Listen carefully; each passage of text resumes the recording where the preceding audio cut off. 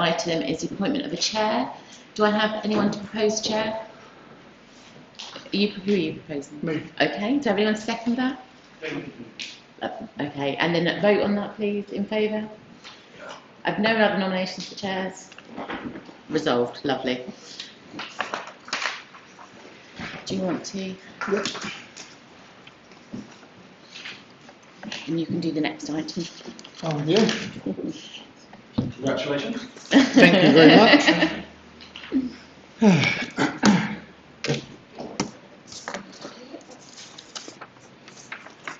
Right, so welcome everyone to the first Mousehold for this current civic year. The second item on the agenda is the appointment of Vice Chair. Julie BC isn't well today, but she was going to nominate herself. I was going to second, so instead I'll nominate Julie as Vice Chair. Do we have a seconder for Julie? Right, we've got a seconder. Okay, do we have any more nominations for Vice Chair? I was going to put myself forward. Yeah, you're welcome to. Yep, you have a seconder? I'm happy to second that. Right, yeah. Okay, so we go to the vote. Those who would like to see Julie as Vice Chair, please raise your hand. Aye. And those who would like to see, I'm sorry, it's Councillor Champion. Councillor Champion as Vice Chair, please raise your hand. Okay, so it's Councillor Champion. Right, I think Julie has been elected as Vice Chair. As I said, she's just sent her apologies, but she's not very well at the moment. Which gets on to apologies.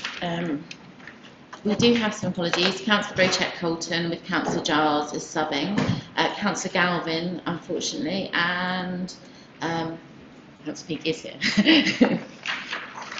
Right, so that's our apologies, and our apology for being here, departing. No. Yeah. Right. Item number 4 on the agenda is public questions and petitions. Do we have any public questions? Right. No public questions, no petitions. So we move on to item 5 on the agenda, which is declarations of interest. Other than the fact that we are all interested in being here, do we have any declarations of interest? No declarations of interest, that's good as well. We move on then to the minutes of the meeting held on the 18th of March, which are on pages 5 to 8. So this is basically noting the accuracy of the minutes. For those who were here at that meeting, do you agree that the minutes for March are accurate? Good. So we pass the minutes then. Thanks very much.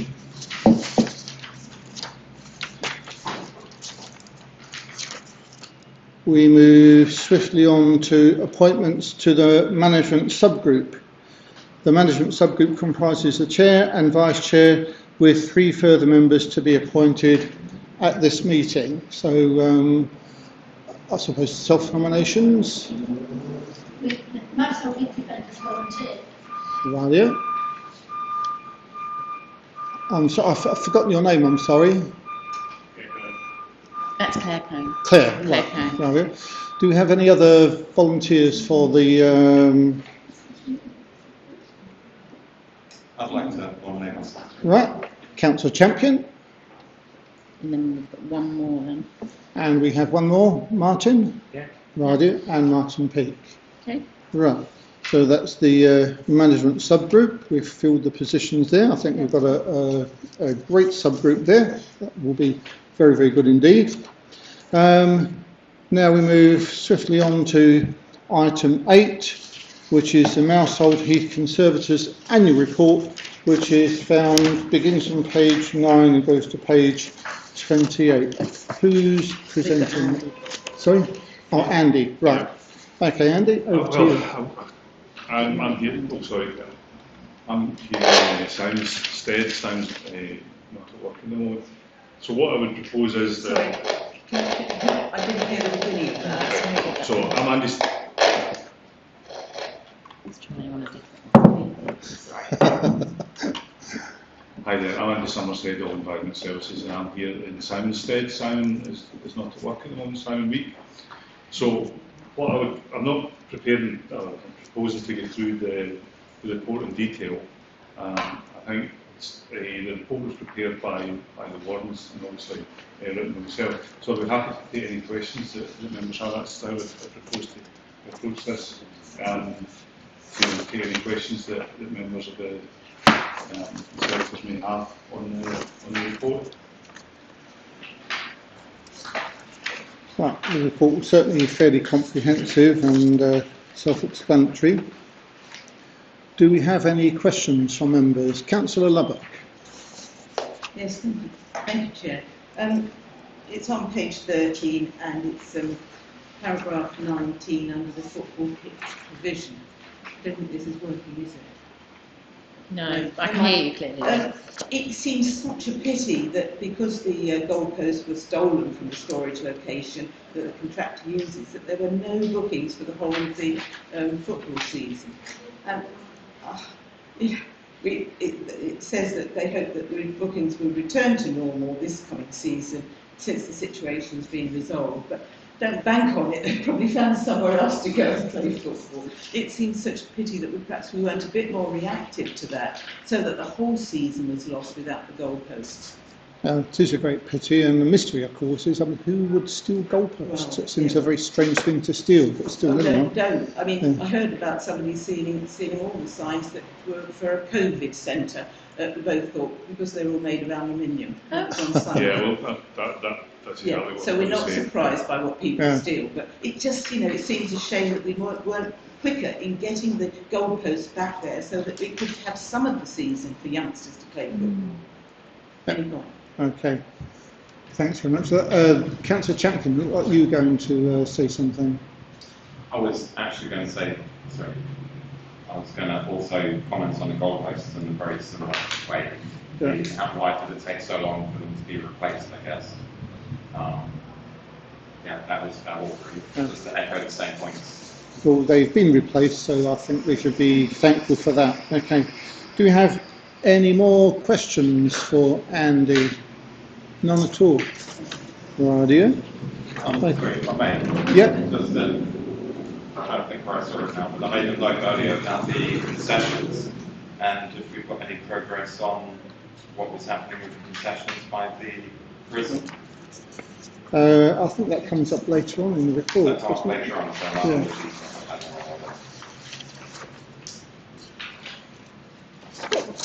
What was the Oh, question? no, sorry, my apologies, because I read that in the notes from the last meeting. Sorry. Okay, not a problem. Okay, so we have no more questions on this section of the report. If we go to the recommendations, it's recommended that Conservators note the content of the report. There's a simplified report highlights on the webpage. Promotion of health continues to raise awareness of its values, and authorities delegated to Parks and Open Spaces Manager to produce a finished version of the summary of the report, the communications team. So if everyone is happy and content with that, are we agreed on the recommendations? Yep, agreed. Oh, good. Excellent. So we can move on now to item, pardon me, 9, page 29. Item 9, page 29. So item 9, page 29 is, let me see, update on activities on the Heath relating to delivery of Mousehold Heath Management Plan objectives. And who's speaking? Is that Andy again? Yeah, and on the same basis, I do apologise, but I think what the report does demonstrate is that there's a high level of activity on the Heath, and also reflects and recognises the importance of the Heath to the city. The wardens are doing a really good job on site. I've done a couple of walkabouts with them, and I'm really impressed with the level of commitment they have, and also the range and number of activities that they carry out on the Heath. I think the report reflects that. I'm not proposing to go through it in detail again, but again, we're happy to take any questions, and if I can't answer them just now, same with the last report as well in terms of the football pitches and goals, I'll provide an update to the Conservators on the lack of progress there. Yeah, I should have said that. And I'm happy to do the same with this report, so happy to take any questions. If I can't answer them just now, I'll provide a written update following the meeting, if that's okay with the Chair. Not a problem. Okay, do we have any questions? I'm certain Councillor Champion might like to ask a question about the concession on Britannia Road. Yes, sorry about my previous getting in the wrong order. I was just wanting to get an update about the timeline of when we're expecting the new concession to be in place. So there was going to be some new groundwork there, and that the entrance to the car park was going to be altered. Councillor Giles, were you going to comment on that? I'll let Andy answer about the works in the car park, but the concession is already there. It's been there since late last year. Yeah, so they're already there for summer. Okay, sorry, it wasn't there the other day when I was in the area, so It's not there. yeah, my apologies. Okay, unfortunately we have to give you a written update, Councillor Champion, on the groundworks at the entrance to the car park at the prison. Is that what you're talking about? Yeah, it was just in a previous meeting we had discussed, I don't think I'm being crazy, we discussed having one entrance to that car park area and having the area levelled off to make it easier. And when I walked up there the other day, I just didn't see any changes, and so maybe I'm missing something, or maybe there's some further work which is going on. I was just trying to clarify in my head in relation to the previous discussion. Okay, I'll have that with you for next week. Thank you. Thank you there, Councillor Champion and Andy. Any more questions concerning this? Councillor Kendrick. Thank you very much. Well, as the objective statement C of joint is to ensure the Mousehold is being well maintained. What I'm going to say now actually is... Councillor Kendrick, can you use your mic? Also, yeah, okay. What I'm going to say now is obviously addressed to Conservators in an individual capacity rather than as a collective group. I was concerned about the proposed McDonald's planning application, which is just off this site, and I did contact them regarding the question of the litter and how it can be mitigated in regards to Mousehold Heath. And again, this is very much an individual concern for Mousehold Heath Conservators. They did very kindly offer to hold a question and answer session for Conservators if they wish to attend. And I do appreciate the members of the planning committee who may not feel this is appropriate, but obviously for all of us, including myself, not on the planning committee, they will do so at the Teams meeting, do so by Teams, where we can actually ask questions of how they would actually try and mitigate the issue of litter on Heath. Obviously, it's open to all members. Obviously, John and Claire, I probably didn't send me your email details, so I could actually, if you wanted to attend, ask let McDonald's know so that they can actually contact you again, say we'd be trooper officers.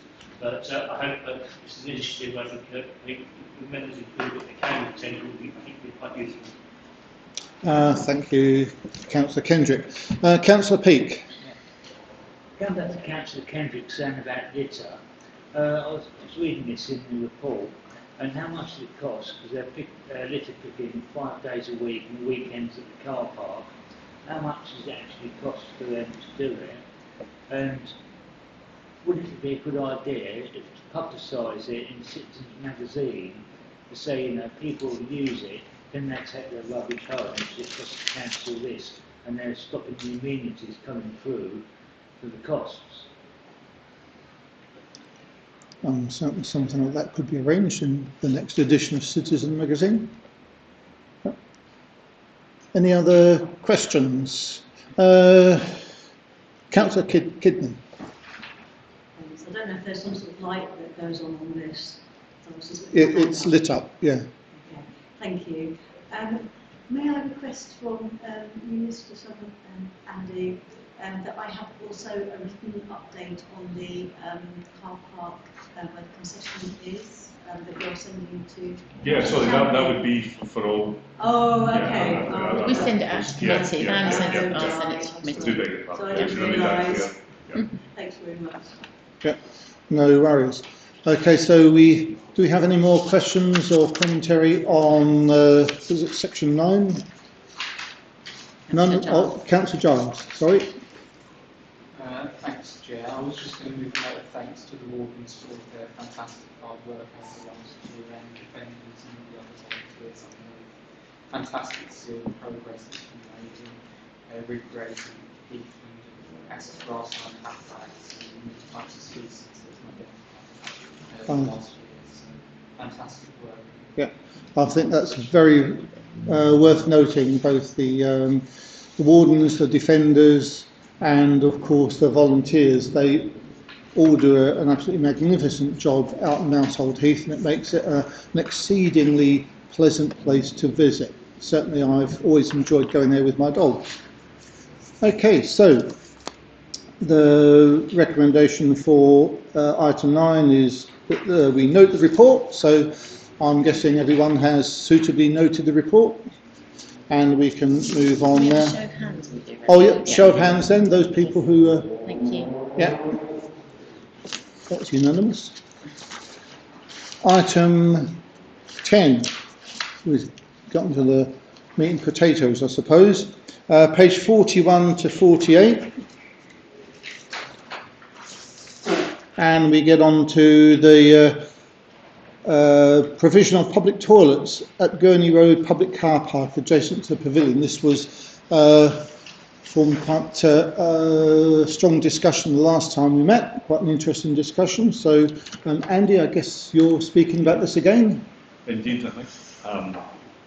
In my short time with the council, as I say, I've been up to Mousehold a couple of times, and unfortunately the condition of the public conveniences there is of a real concern. Obviously the Conservators agreed, or the subgroup agreed in November to get a quotation for the works. We've identified 4 options that we want to pursue, or we want to consider for new facilities on Mousehold, and certainly as officer we are recommending that we pursue option 4. So the next step, and if Conservators are minded to agree, is to approach NCSL, a new in-house contractor, to give us cause for providing that option to bring back to a future meeting of the Conservators for agreement. Yep. That's okay. So happy to take any questions. And the options are on page 44, just in case anyone couldn't quite remember which page number it was. So do we have some questions about the options? As Andy said, the favoured option is number 4. Councillor Lubbock. Yes, thank you very much. I don't remember talking about the closure of the women's toilet and converting it into a secure tool and equipment store. Is that something that's come up since our last discussion? I don't know if that was ever discussed before. And I'm now saying, is that a good idea? You know, will it not be broken into? Where do they keep their equipment at the moment? Good question. It's a mystery. I mean, I'll find out for you. Yeah. Well, no, Yeah. you don't need to find out for me, but I don't remember having any discussion about an equipment store. uh-huh. No. There is a shed to be demolished somewhere around the back of Zach's. I don't know whether that was used as an equipment store. I'm guessing they do have some equipment there somewhere. And I would say in the refurbishment of this of the block, which of course is a heritage block, it will be made secure. It's a fairly public area, so it's going to be open to public scrutiny. So I think that will be quite secure. I mean, I suppose it would be nice to know where they keep it, because we've not had any problems with where they're stored at the moment, have we? That I don't know. No one's mentioned any problems, but this could be they just need some additional storage to save traipsing halfway across Mousehold Heath to retrieve something from somewhere else. It's probably, well, for a bad pun, I know, but a matter of convenience, yeah. Yeah. And I'm guessing, Andy, that with option 4, the toilets remain connected to the sewage system, which negates all of those other issues that arose with the other options. Correct, and that would be one of the reasons that's been put forward. Sorry, is my mic on? No, it's, if you can turn yours off, Councillor Goodman, that's it. Okay, that would be one of the reasons that was put forward, that the utilities are already connected Yeah. to that site as well. My understanding, I'm not sure who's at the subgroup meeting, obviously I wasn't there, but I'm assuming that some of these issues would have been considered at the subgroup meeting back in November. I'm not quite sure. I do remember the discussion, but I can't. Okay. I mean, it's a while ago, and there have been a lot of meetings under the bridge since then, so I'm sorry. Yeah, I'm certain there are minutes somewhere. So, any more questions or discussion on this? Councillor Kidman, followed by John Trevelyan. And we need to vote on this. I was We need wondering, to vote on the recommendation if they're happy to take option 4. MCLS could include upgrading the public toilets to having a changing places, sort of disabled facility, and specifically a place where people with who are caring for people who need to be laid down Lord to. I'm sure you know already, but yeah, I think the more facilities that there are for people who have that sort of need to be increased is a really good idea. So if it could be included, that would be fantastic. Okay. As long as it can, that's the view of the meeting, then yeah, we're happy to take that forward. I would guess baby change facilities are fairly standard in toilet refurbishments these days as well. It is. Yeah. Right. Councillor Giles. Yes. Oh, sorry, John Trevelyan was next. My apologies. Chair, a couple of things on page 43. Firstly, the reference in paragraph 2 to local listing. The local listing is actually something that the City Council did. So the addition of the pavilion to the local list was agreed by Can we the City Council perhaps have Cabinet. just one meeting for the moment? It was agreed by the City Council Cabinet. The involvement of the Norwich Society was that the Society did some research on buildings in areas that were outside conservation areas, and the pavilion is on that list. If you look at the Cabinet report, it says if you want the detail of what's actually included in the list, you look at the Norwich Society report. If you look at the Norwich Society report, it refers to the pavilion, it makes no mention of the toilets. So It's a bit of a circular well, thing. yes, all I'm saying on that is it's not entirely certain that the toilet blocks are part of the local listing. So it's something that the planning department could advise on. I think the other point is that what that report from the planning service said was that putting it on the local list doesn't actually give it any legal protection. It's simply something else to be taken into account. So there are suggestions in this report that the fact that it's locally listed, maybe locally listed, sort of stops you doing things, and that actually isn't the case. The other point I wanted to make was on paragraph 8, where it says that we as Conservators are responsible for the maintenance of the toilets. And I want to question that. My understanding is that the pavilion, and therefore I assume the toilets, actually belong to the City Council. It's the City Council that's the landlord of the lease with Saks. Now we pay for cleaning and minor repairs of our contract with most of the services. But I'm not convinced that makes us responsible for any major works. So I think that's something we should clarify. And I think the other relevance of that is that the City Council has access to funds such as Community Infrastructure Levy, which the Conservators don't have any access to, or not have any access to.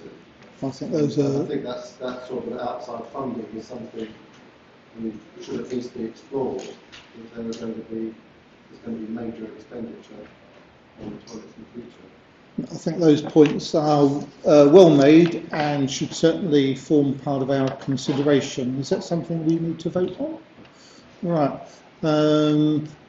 I'll return to John's comments in a moment, but I'll have Councillor Giles first of all. With regards to Councillor Kidman's question, do we know if option 4 Randy does comply with the change in places of the requirements? I'm just interested that we didn't go forward with this today, and is that option on the table? Is that part of option 4 is set out? Not currently, no. The change in places standard is really much higher than what we're proposing just now. I think what I would propose we do is include that as an option and see what comes back if that's something we want to pursue. I think what we will find is that it's beyond any budget that we have at the moment. It would significantly increase the costs. Whether that is a reason for excluding it to be included in that option is another matter. What I would also suggest is that, in response to John's point about responsibility for funding, it appears what we're looking for just now is authority to approach NCSL for the cost. We can maybe bring that back to the next meeting in terms of and clarify who's responsible for what in terms of funding.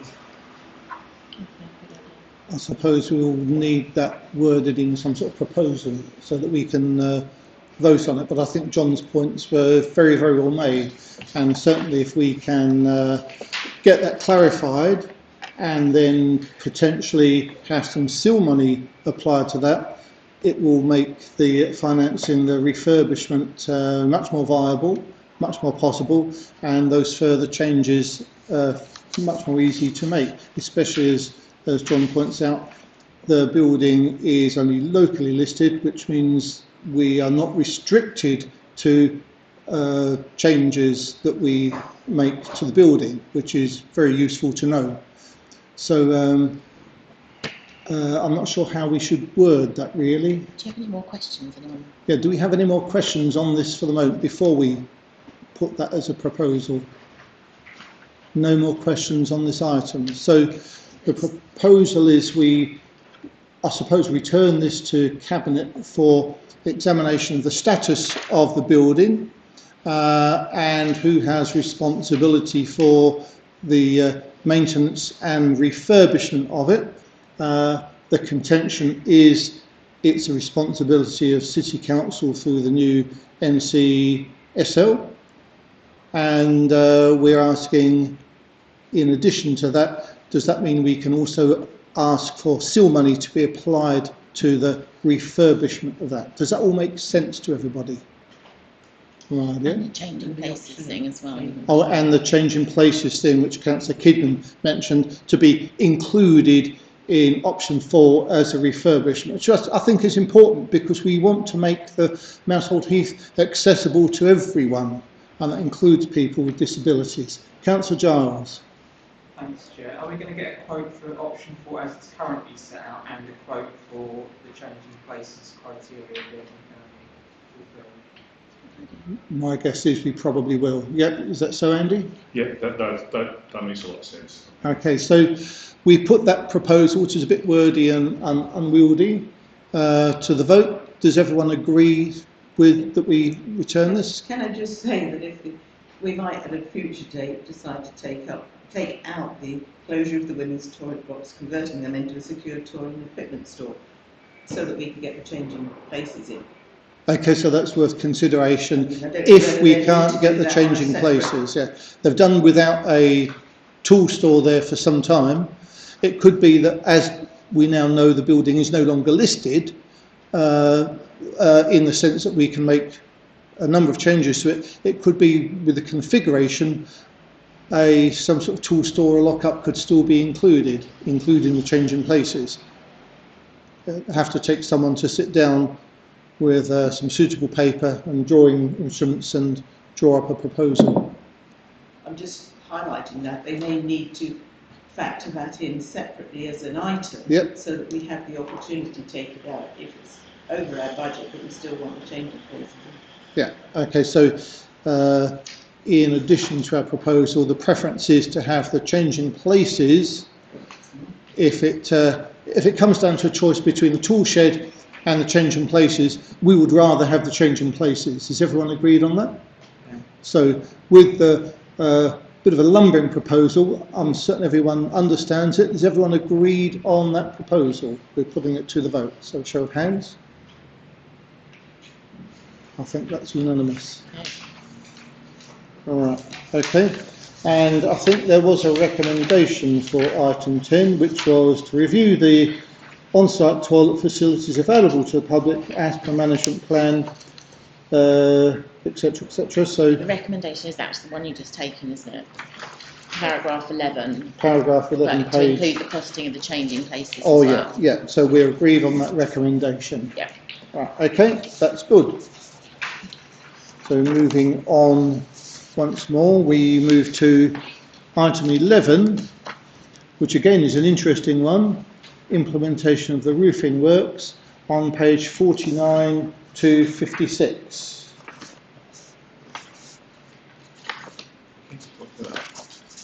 Oh, Sorry.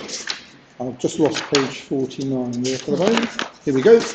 Radio, there we go. Andy, is this you again, the Andy show today? It is, I'm afraid. So basically, the report outlines the investment programme that's been in place for the last 2 or 3 years, and also moving forward, and also highlights the fact that the precept was increased by £6,000 a few years ago to cover additional maintenance liabilities on some of the infrastructure in the park. The report is basically seeking approval to spend £7,000. From what I can see, £7,500 this year on the roof of the pavilion, just to confirm the funding of the programme over the next few years. So I'm happy to take any questions on that itself.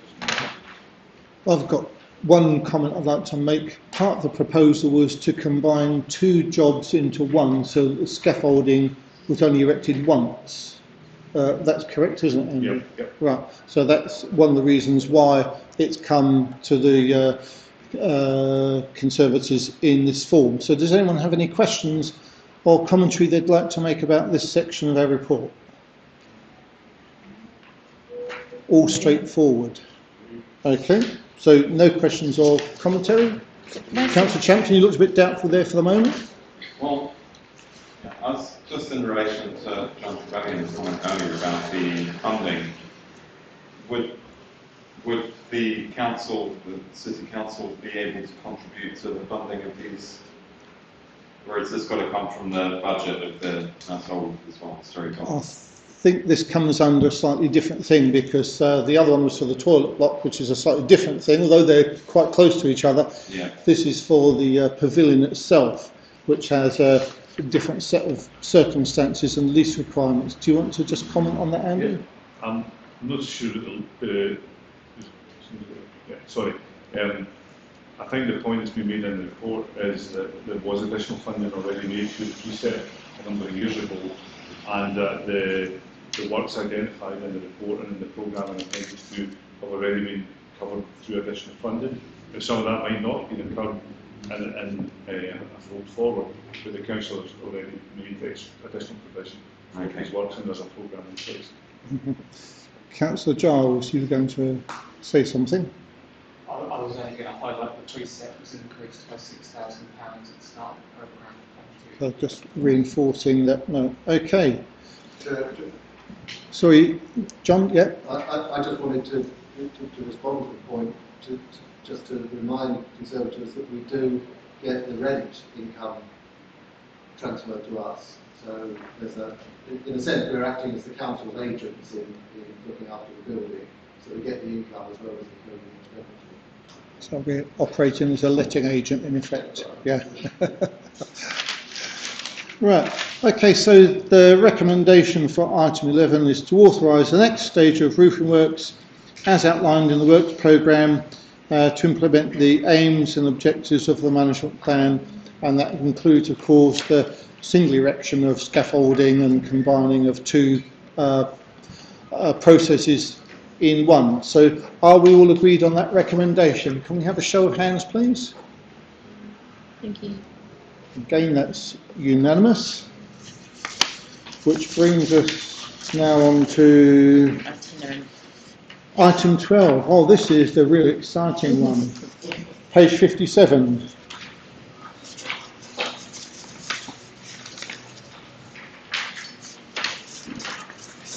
This relates to our itinerant visit, and my pages are all in a tangle. Page 57. Page 57. We have a recommendation there that the Conservators agree to an itinerant meeting date in August. So I'm not certain that there's much in the way of that Andy can say about this, really, to be honest. Well, just one thing, if it's okay if I can just, Yeah. I mean, just how valuable it is as officers to have the Conservators on site and to basically follow the partnership approach that we've got and the influence that the Conservators can bring to the work that we do on site and the way that we manage the Heath. It's an invaluable opportunity for us to meet on site and agree on priorities. So just to reinforce that, if that's okay. Yeah, it's always an interesting day, and hopefully we'll choose a day when the ice cream seller is there as well. Councillor Kendrick. Thank you very much, Chair. I entirely agree. So I thought it was a very interesting and exciting day to actually go along these sites. It's very, very useful, I think, for the Conservators. I would just sort of suggest we also invite someone from Norwich City Services Limited. We did actually try last year, and someone was supposed to come there, so we couldn't turn up on the services. We always don't hope this year we will do so.